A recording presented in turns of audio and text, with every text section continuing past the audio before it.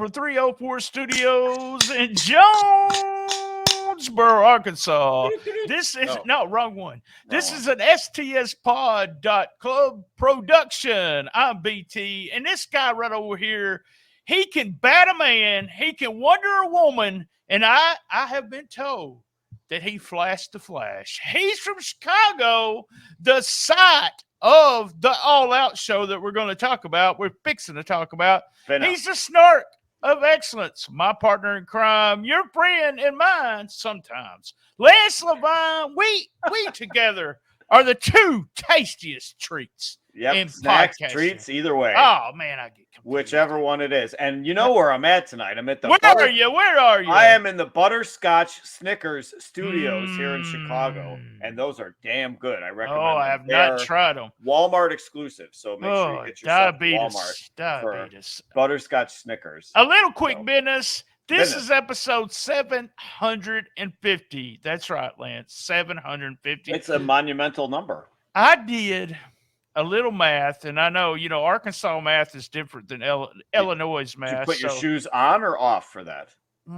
Shoes off. I had the shoes off, as usual. Right. God, what was you thinking? But then again, you got 6 toes, so I mean, that's right. Going to screw everything up.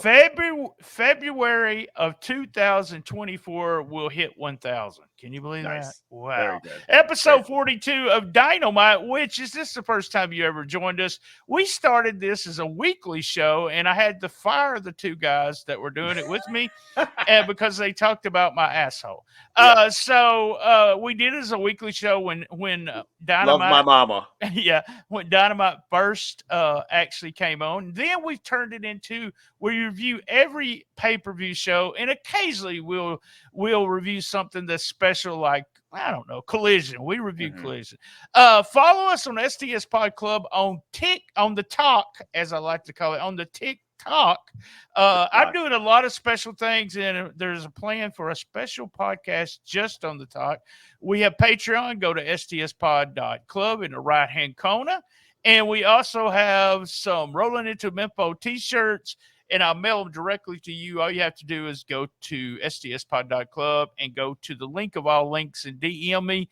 We have a new episode coming Saturday, Rolling Into Mempo. And if you've never joined us before, remember, hits, misses, MVP. What are we looking forward to on tonight's Dynamite? And must see. And remember, this is a decagon table format. Yep. Here's how we do it. I talk to no one, including Lance. Decagon. Do not read. I'm still working on decagon. Hold on. Yeah. We got room for 8 more people, by the way. Okay. And do not read or watch or listen to any review of the show before we record this. Lance was actually there at the show and has probably read everything everyone else has said about this. So let's get it started. Started with Lance. Much of it. Hits. So the hits of being there live. So yeah, my crew, my local posse, and I, not the posse. Right. Don't get them confused. No. My local crew and I were at the show. We had good seats. Was that little Eric, Big John, and Margaret? Yes. So, and we had good seats for the show. I was prepared. You did. You sent me a picture. Really good seats. Yeah. I was prepared for a very surreal evening, and we'll kind of get into that, whether it was or wasn't. So starting with the hits, starting at the top, Richard from P3 Radio gave me exclusive usage of the list concept tonight. That's right. Yes. The list. So we're starting with Sky Blue's Chicago gear. That was highly appreciated by our group. As well as Sky Blue's booty. We appreciated that as well. The second half of the card was great. I feel that has to be mentioned as a hit. Darby Allin is indestructible. He was, as far as I'm concerned, Darby was the highlight of the first half of the show. I had his match at a 3-star match. Toni Storm losing her mind act is entertaining me. It's getting me. The Hollywood 30s or 40s starlet that she's kind of portraying in her wardrobe. I thought the Statlander and Ruby match was just kind of there, though. It was 2.5 for me. Starks and Danielson obviously was a great match. The strap match was great. The whipping was just brutal. But is Bryan Danielson a heel or a face. Yes, he is. Yeah, exactly. BCC, he was wearing the BCC gear, but then he was high-fiving the fans around ringside. That's right. I'm really confused by this. I love the Claudio Sucks Eggs shirt on Cesaro or whatever the fuck his name is these days. The tag match, the BCC versus... It was on Eddie Kingston. It was about Claudio. Yeah. Claudio Sucks Eggs. I love it. To Terry Funk. Yep. The tag match there with Shibata was a slow-paced but a good match. I gave it 3 1/4.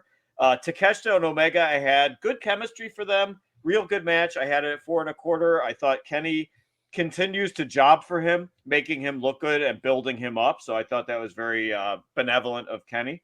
And the total babyface reaction for Moxley and for Orange, for that matter, in the main event. Moxley getting a clean win. Again, it appears that they're going to lean on Moxley while the chips are down in AEW right now. He is pretty much Mr. AEW. I had that one at 4 stars. Kudos to Orange on that match as well. But my number one hit, you could probably have predicted it. It was the 8-man tag. I thought excellent match. It had the most heat live for sure. By far, it had the most heat live. Chicago was so anti-Young Bucks on that. They actually, I noticed they minimized their entrance. They let FTR have a bigger, longer entrance. FTR got more in-ring time, I thought, in that match, and it was by design because I think they wanted to keep Chicago from booing as much for the Young Bucks. One thing I really appreciated about that match was one FTR guy and one Buck doing tandem moves from either side's move set. I thought that was really good. And it was a surprise pin on Cash. I thought you got three jobbers basically on the other side, and yet you're going to have Cash do the job as his punishment for the gun charge or whatever the hell it was. So I had that as my highlight at 4 1/4 was the 8-man tag. All right, I'm going to talk about my star ratings on Patreon. So join us on Patreon. Here's my hits. I still like the Joe. I like the angle going with MJF and Adam Cole. They continue with that, but loved the thing with Samoa Joe. Oh, he just a little push and then boom, boom, boom. They're going at it. They were mentioning 2 grown-ass men were slapping meat. That's right. 2 grown-ass men were slapping meat when it was Miro and Willie Hobbs. Yeah, Hobbs. Willie Hobbs. Willie B. Hobbs. Willie Hobbs. And then the crowd was chanting meat, and meat forever. Absolutely loved it. Lana came out. I love that. Nigel's so good on the microphone, dude. He is just so good on the commentary. Ricky Steamboat, man, I got to give him a hit. He's one of my favorite of all time. Like you said, hold on. I'll make sure I pronounce this right because I've been.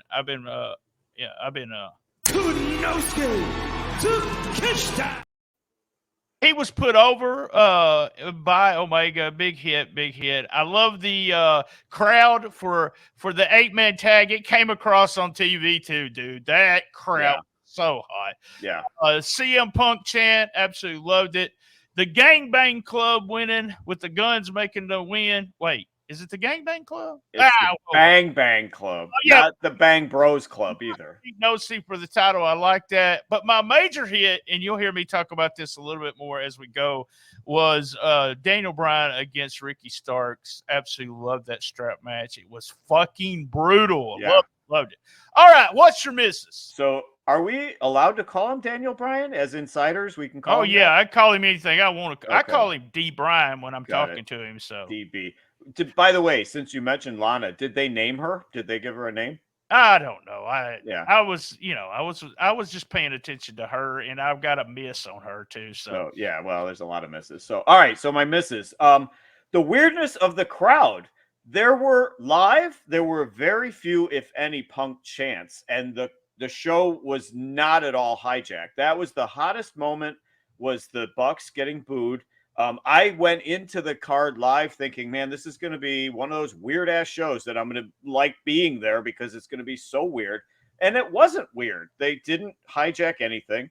You mentioned a CM Punk chant. I'll be damned if I heard any. I did. During the Bucks in the 8-man tag they were doing. Okay, barely audible. The meat chants that you referenced in the Hobbs and Rusev match, or whatever the fuck, Miro match, that was just weird to me. I don't know how it started. I thought, are the fans just fucking bored in the first half of the show? That match had so much heat. Miro was so fucking over. Even I don't John. get it. John texts me. Yeah. Hey, John texts me and said, the crowd has been pretty much dead. And he said, well, I'm sorry. They're going crazy for Miro versus Willie Hobbs. And I was like, well, I hadn't got up to there because I was about an hour behind. And when I got there, I got so into that match. I was like, man, this crowd made me into that match. So. Yeah. So, and then the Jobbers Battle Royal on the pre-show, nobody cared about that. It was late announcement. It barely even got mentioned going into the show. And even if the money is real, which I assume because Tony Khan is such a humanitarian, I'm assuming the money is real. Promote it so that it actually means something. Promote it. They may do that tonight. I think they're going to be doing a big deal with Adam Page tonight. Yeah. So the code blue on Diamante was very sloppy, and I noticed also while Sky Blue got a good reaction when she came out, definitely less than before. So much like the Acclaimed had been over enormously in Chicago, less of a reaction for Sky Blue. The first half of the card was just very average to me. I thought, I made the comparison during the show. I feel like I'm at a WWE house show because the matches were just kind of there. Dennis Rodman, as always, is an embarrassment. Didn't even get a ring intro. He's just an embarrassment. As somebody in Chicago, every time he comes out for anything, he's embarrassing. Love Dennis Rodman. Absolutely love him. The kangaroo kick is the dumbest thing ever. Love it. Absolutely love it. Why did the Dark Order get in that match? Why were they on a pay-per-view? They were it was a squash. I had that at 2 3/4. Who and why is Shane Taylor? Get off my fucking TV. I love Shane Taylor. It was to give some, I know, because you had him in the breakout, so I knew you were going to like him. It's really good. That was just to give Samoa Joe a win on a pay-per-view. Sure. Miro walks away from Lana.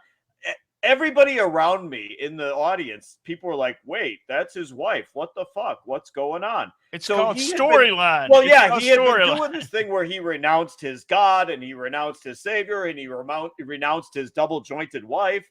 So I'm like, I happened to catch that line in one promo, so I got it. But honestly, you listened to his promos after the first or second one. I had to quit listening to him. But nobody in the audience knew what that was. The people around me were saying, "That's his wife. Why would he walk away from her?" So they thought they thought they were insiders, but they're not so much. So okay, so my number one miss overall, the card just felt so thrown together. It was obviously a lack of time to push the matches. I feel like they shot their wad at All In, which they didn't even need to, because that show, we talked about it last time, that show didn't need a mega card, but they gave it a mega card. That show was a spectacle on its own.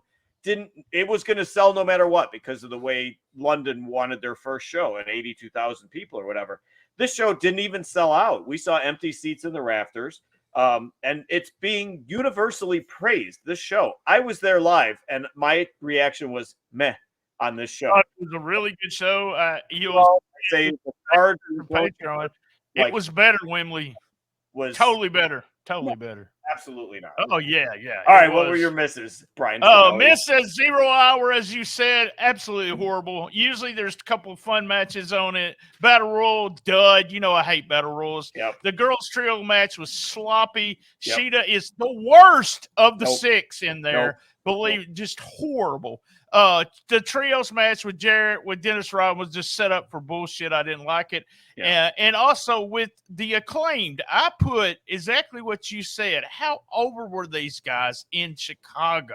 Yeah. And they just not got over. A good reaction. They did get a good reaction, not what it was before. Not what it was a year ago. Yep. We had mentioned, I had texted you and said, Orange Cassidy's probably pushed better than anyone. Yeah. From start to finish. Sheeta is god awful. Alex Reynolds, I want to tell you, Alex Reynolds tan juice is what I'm gonna call it. The tan juice.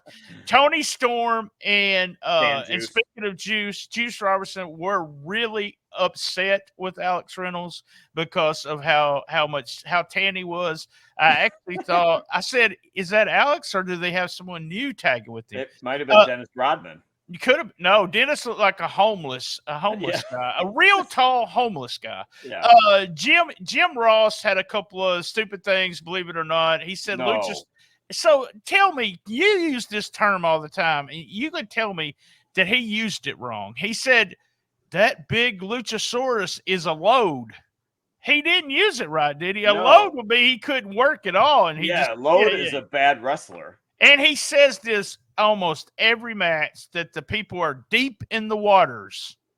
Deep in the waters. That's his It favorite must be new an phrase. Oklahoma term or Must something. be. Lana's nose job. Oh my God, I'm not Oh. sure how she could breathe. I really don't. Okay. All right. The tag team match, the girls' tag team match, there was no boobs in all four of the girls. Thank God Paige was at ringside and Tony Storm made that. I love Tony Storm, by the way. Yeah. They kept She's mentioning pretty. I was informed once that she's attractive. in person. Yeah. Yeah. Kawada was mentioned like 4 or 5 times, but they never showed him. If that was a WWE, we would have had a camera shot of him. Mhm. And Mrs. I'm so glad Moxley. I'm not an Orange Cassidy fan. I think they've done really good. His promo was good. They built a great character, but he looks so cheesy when he does an orange punch. Number one, he's as skinny as the guy next door. And then he hit the spear. He actually steals Reigns' stuff, which makes him look second rate. So my major miss was that orange punch over and over and over and over. All right, your MVP. MVP. I have a list for that too. I'm gonna start with Ricky Starks taking that absolute beating from Bryan Danielson. Just taking that shellacking. So hats off to Ricky Starks for taking it. I'm going to say Orange Cassidy makes my MVP list because he put a year into that belt. I didn't feel like he had that belt for a year, but I guess it's been almost a year. Say what you will. I thought he elevated that title. He made it into something because they were kind of doing hot potato with it for a while, but he held on to it for a while, elevated it. Like you said, his promos, all of a sudden now the guy's doing promos and they're good. The whole I'm Orange Cassidy and I don't have a catchphrase. They didn't do anything wrong with that story. Yeah. Not zero wrong the fact with that. that he Why did he bladed in that screw other match, people up? the guy just wants to he wants to do what he needs to do to get over, and it's working. It was an improbable main event for me. Going into the show, we didn't know for sure what the main event was going to be. I kind of theorized it might be that, and it ended up being that. So improbable main event. But my MVP for the show was definitely Bryan Danielson. He came back very quickly from the broken arm. I thought maybe a little bit earlier because I remember them saying he wasn't going to be back in time for All In or All Out. So he came back quickly. He bladed immediately in that match too, and he worked that brutal match. And I mean, going into it, there was speculation, well, it's only a strap match. He could do that safely and not re-injure himself or anything, or he's not 100%. That guy worked his fucking ass off in that match, So I got to give it to Bryan Danielson, who is moving up on my list, my Mount Rushmore list with Chris Jericho. So that's my MVP.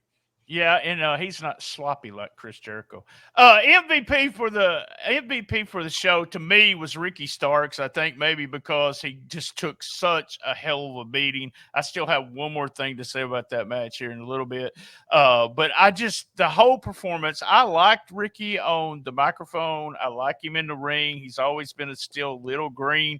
I don't like him on commentary. I thought he was horrible. But I kind of think this is one of those matches, if they can keep it going, that kind of made him, because it was all surrounded. You had a good guy like Ricky Steamboat, who was part of the whole Dragon thing. And then, like you said, you had Daniel Bryan come back and have just, the match was so brutal. It was it was so loud. And I know you were there, but when it was just, at one point when they had the strap, they were going back and forth with it in the face. I had to turn away. I went like this. Hitting each other in the head, and it sounded like gunshots. It was so loud. It was crazy. So loud. You said something about the main event. My MVP was Ricky Starks. We're fixing to take a commercial break, but you said something about the main event, and we both said something about it. I text you, and you text me back and said, that's awful weird.